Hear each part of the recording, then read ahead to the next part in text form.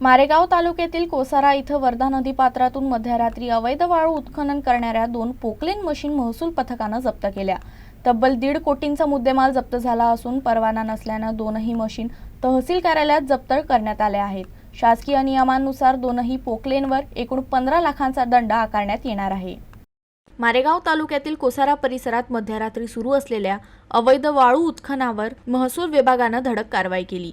वर्धा नदीच्या पात्रात 2 पोलकेन मशीन वापरून गुपचूप वाळू उपसा केला जात असल्याची माहिती मिळताच तहसीलदार उत्तम निलावाड यांच्या नेतृत्वाखाली पथकानं धडक कारवाई केली। यावेळी पिवळ्या रंगाची दोनही पोकलेन मशीन अवैधरित्या उत्खनन करताना आढळून आल्या। चालकांकडे कोणताही गौण खनिज परवाना नसल्यानं मशीन जप्त करून तहसील कार्यालयाच्या पटांगणात ठेवण्यात आल्या।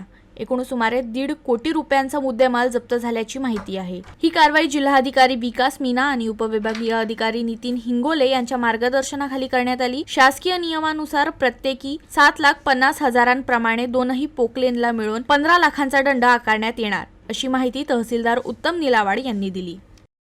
8/12/2025 रोजी संबंधित तलाठी यांना सोविट तालुका वरोरा जिल्हा चंद्रपूर घाटाचा लिलाव चालू वर्षासाठी झालेला आहे हे माहीत होते आणि सदरच्या घाटातून रेती उत्खनन करतेवेळी मारेगाव तालुक्यातील कोसारा नदीपात्राच्या हद्दीत घाटधारक शिरकाव करत आहे असे तलाट्यांना कळाल्यामुळं त्यांनी मला सांगितलं आणि मी पथकासह पोलीस कर्मचारी घेऊन दिनांक 10/12/2025 रोजी रात्री अंदाजे 1 वाजताच्या दरम्यान घाटाच्या ठिकाणी भेट देऊन पाहणी केली।